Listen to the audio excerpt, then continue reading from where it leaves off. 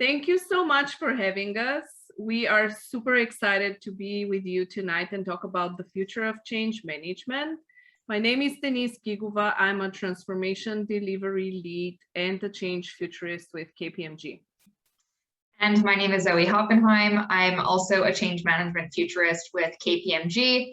And we are so excited to be here to share what the future of change management will look like from our perspectives. So just to get us started, as a general disclaimer, some of these concepts might sound familiar, but some might also sound quite crazy and far-fetched. But today we really just want to provoke your thinking and spark ideas so that you can see how, if you unpack them, there's a plethora of pieces that you can apply into how you manage change today. So just to begin by level setting, we all obviously know the world is changing so significantly and so quickly. Gerd Leonard has gone so far as stating that humanity will change more in the next 10 years than the previous 100 years. But as you can imagine, the changes of the future are changes we don't even know of yet. It'll therefore become even more important that we learn to anticipate and prepare for them so that we as change management professionals can help and support organizations in navigating them. So now we're going to move to looking at what some of the trends are that will become focal points. There are certain ones that we're familiar with, like the Great Resignation sparked by COVID-19, but some are new. For instance, there's this idea of 99 lives. So everything in our world is moving super quickly, but as we all well know, we only have 24 hours in a day. And in that time, we likely have to pack in the life and role of a friend, a parent, a professional. But as we try to do so, our attention spans become even lower. So from a change management perspective, we need to focus on pacing the changes, cutting through complexity, and really just reducing the noise. We're also seeing a form of social revolution as the way that women and minorities, for instance, think and behave continues impacting how we do things, which is causing a really big shift away from the typical hierarchical model to a more relational one. Next, looking at this idea of clanning. So more and more people are starting to want to belong to groups that represent common feelings, causes, or ideals, whether they're political or spiritual or lifestyle driven. Clans are becoming the chosen families at work. And as we all know, we're working more dispersed than ever before. So these groups are becoming the new power groups at work. And this is something that we need to consider when we're making, for instance, change networks. Moving on next, there's the concept of egonomics. So our society is becoming more and more depersonalized, and to offset this, employees and customers are both craving recognition of their individuality. A good example of this would be, wouldn't it be really cool if we came home and there were smart home sensors that were able to anticipate if we wanted a more energizing or relaxing ambiance?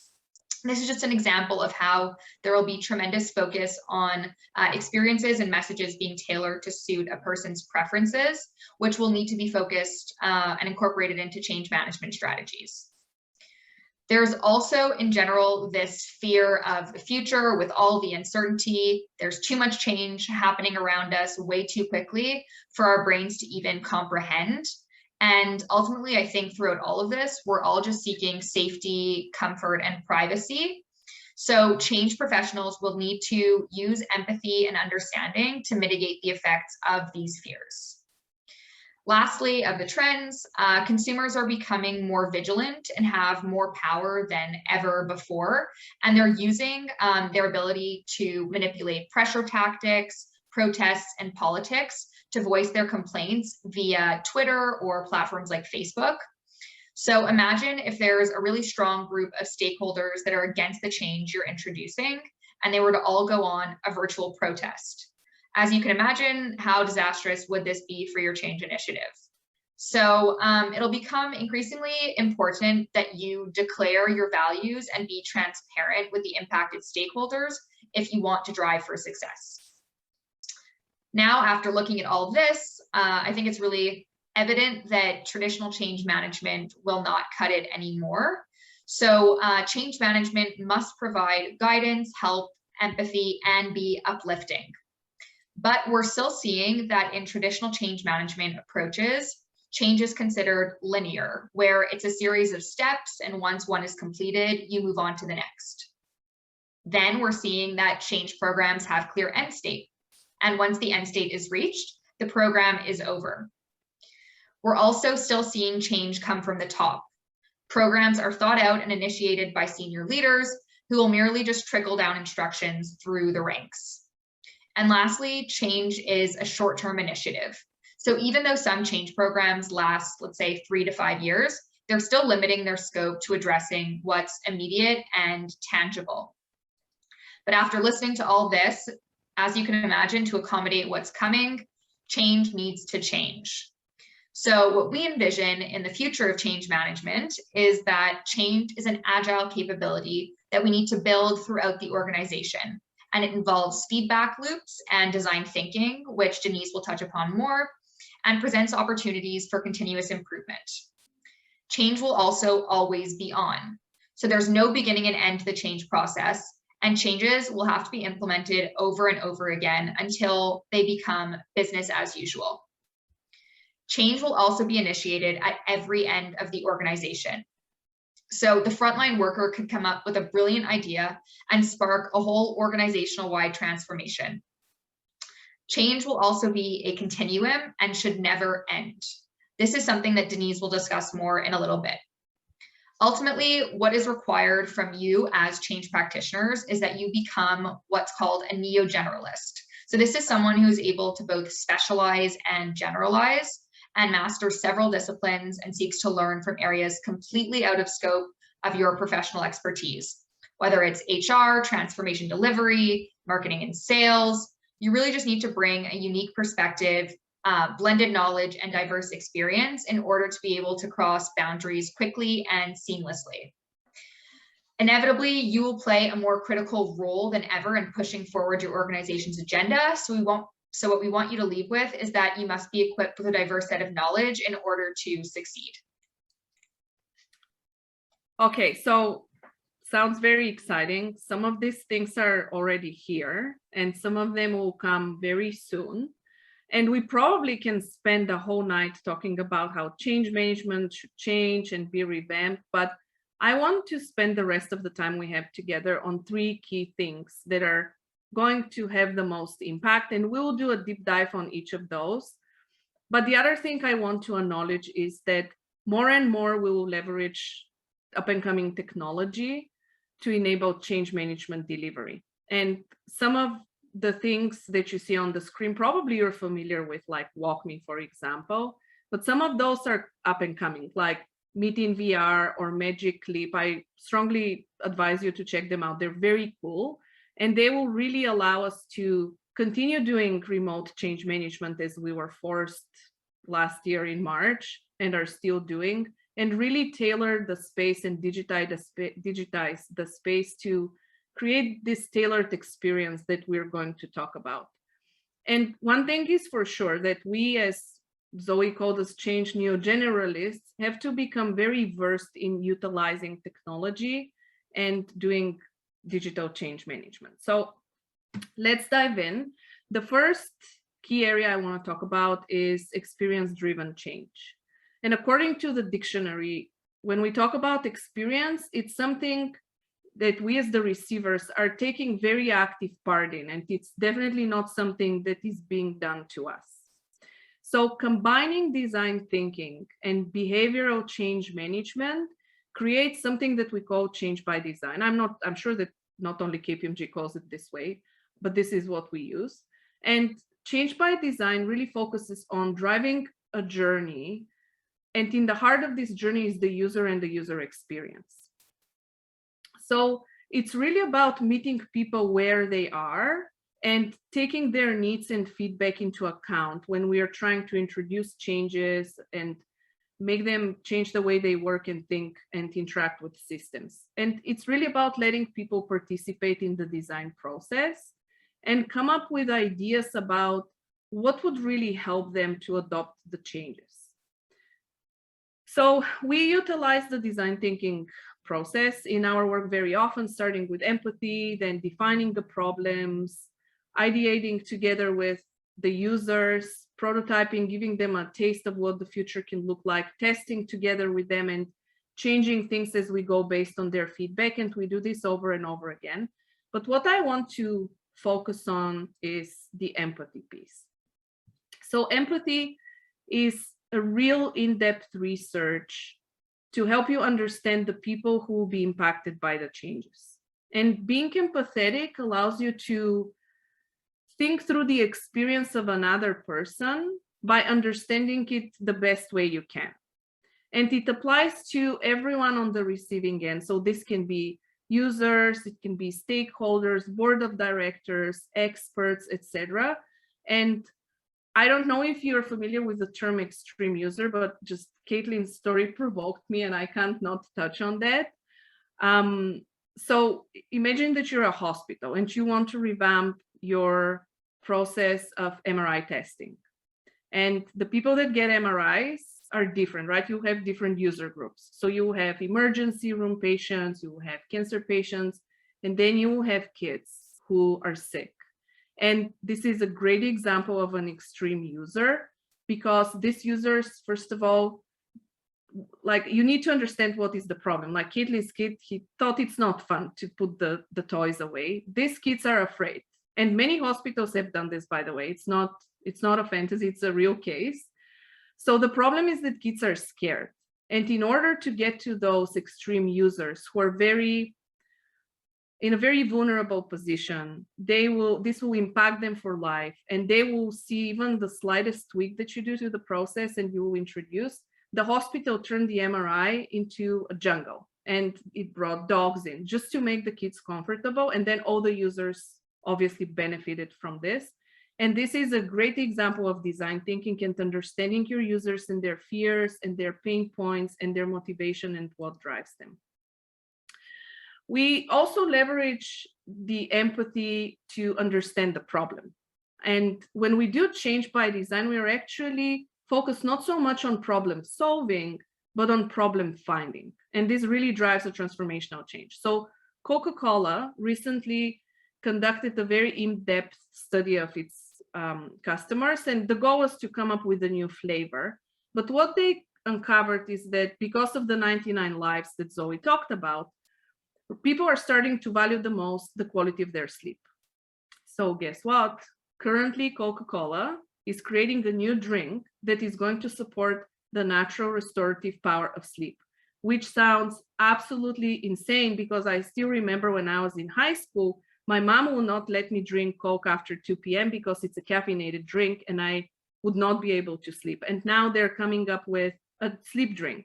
So they found a problem that they're solving for through design thinking and through empathy that is going to create a lot of opportunity and entirely change the way the customers are engaging and interacting with this product. Another great benefit of design thinking is that it really allows you to drive the desired experience when you interact with your users and when you engage with them. And I have two thoughts here. So first, the clanning piece. Zoe talked about it, Caitlin demonstrated it, her sons are a clan, and more change practitioners are starting to leverage this concept when they want to create an experience through change networks. So what we're observing is that they're starting to leverage power groups and influencers to engage stakeholders. And this also counters the vigilant customer mindset, and we call them the mobs, or these are the groups that are going to try and sabotage the change. And then imagine that you're adding fancy tools to this, like social media or emotional branding or virtual storytelling. You're enhancing the experience even further. And to put it in simple words, this is the gamification piece. Gamification really feeds people's sense of belonging. This is the biggest power of it. And it allows you to turn your users into co-creators of the change, which really builds on this sense of ownership and accountability and drives the high levels of adoption and sustainment that we are after. So think about Headspace. It's the meditation app. I'm sure that you have either seen it or used it yourself. It's a great example of gamification. They're changing the world one mind at a time. And I personally use it, and I am so adamant to not break my streak of 50 days of meditation, and I'm showing my badges to everybody. The same with Starbucks rewards, and I am very guilty of playing this one too.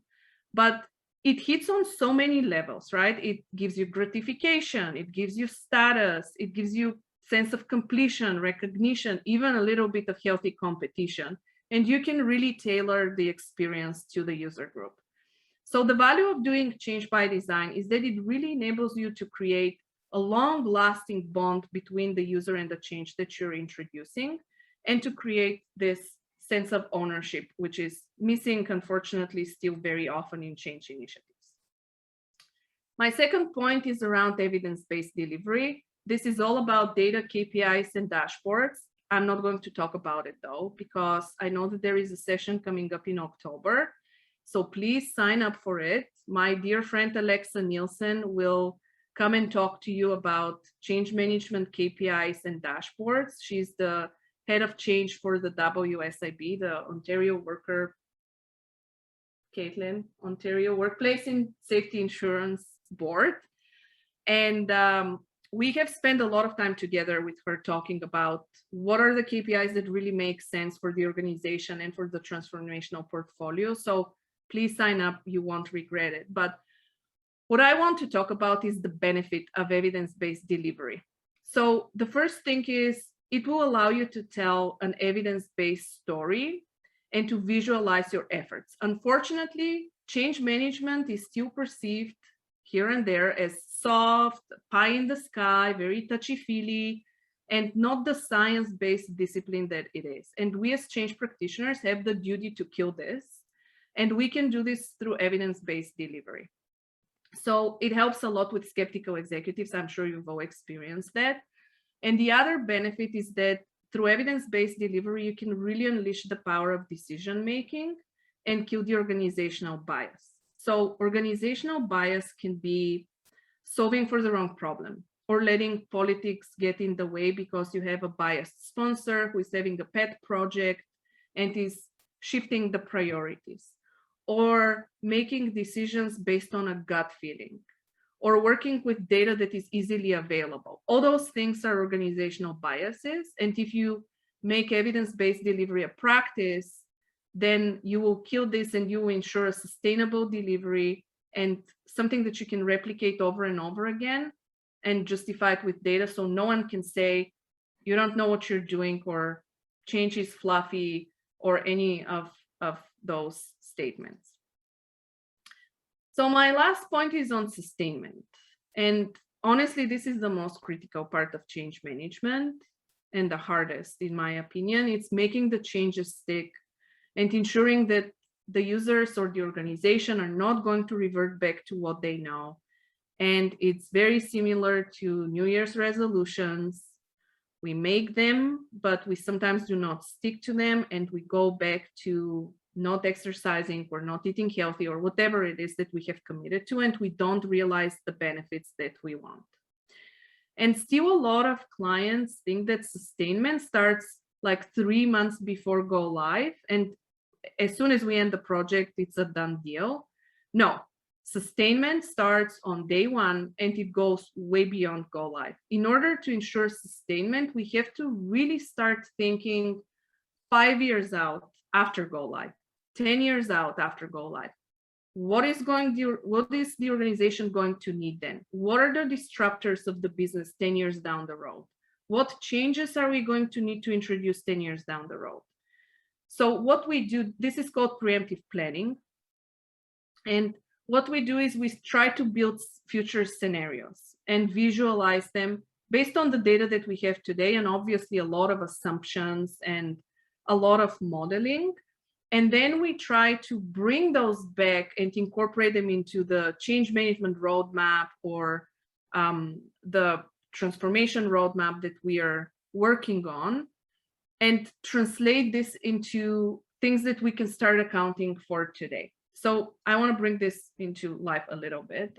I don't know how many of you have been to Dubai, but Dubai is called the city of the future, and it's for a reason. I've lived there for 2 years and worked there, and It's an incredible place to see the future. So the ruler of Dubai runs the city or the emirate as an organization, as an enterprise. And he's famous for introducing changes all the time, and very radical changes, from requesting Emirati women who work in public services to not cover their faces, using students from all over the world to crowdsource and solve for future problems, to the unreal mega projects that we see on TV. And what makes him successful is that he does a lot of preemptive planning. So he changes Dubai with the future in mind. When he was building the Dubai airport, which is one of the most sophisticated airports and complex airports that I have been to, at least, he didn't think only about the airport and only until its opening date. He thought 10 years out, and he envisioned that I want Dubai to be the hub of everything. So I need the proper infrastructure. And he thought about the disruptions, he thought about the changes, and he brought them back into the airport project. And everyone thought he's crazy because, first of all, the cost, you can imagine what the cost was, but he built an infrastructure that was way more complex than what the airport required. And the reason I'm telling you this story is that he managed to create a very sustainable change and sustainably use it throughout the years. And if you're more interested to learn about it, check out the book. It's called Dubai Leadership Dubai Style. And Zoe will put the link into the chat. It's a very interesting read. But preemptive planning and future scenarios are going to allow you not only to realize the benefits that you're trying to, but ensure that you have a seamless transition between today and 10 years down the road. And you heard, change is going to be nonstop. There's no beginning and end. This is going to be our business as usual moving forward. And having this long-term thinking will really help to start acting on some things right now.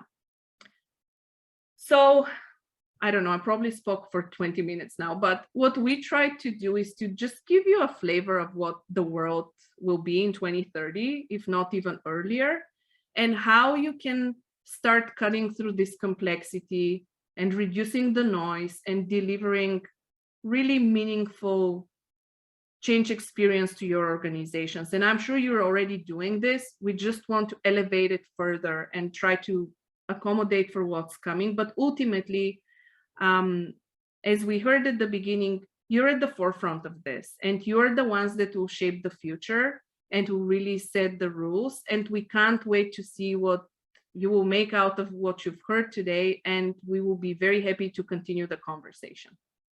Thank you so much. Well, if you're looking for a new journey and you haven't find something excited yet, I would highly recommend to join our ACMP Ontario chapter. And not only as a member, and because we have lots of things to give and to enjoy, which includes webinars and events and of course networking with your local community, but also I would like to see you volunteering for us. And I will be happy to connect with you outside of this event and tell you more about our opportunities. If you already decided to join us, I would recommend to fill out a form. And I see that already the link is provided in the chat.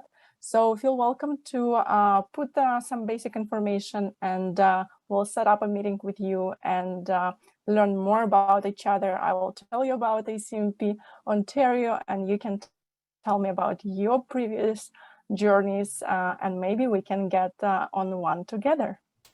If you have any questions, feel welcome to put them in the chat.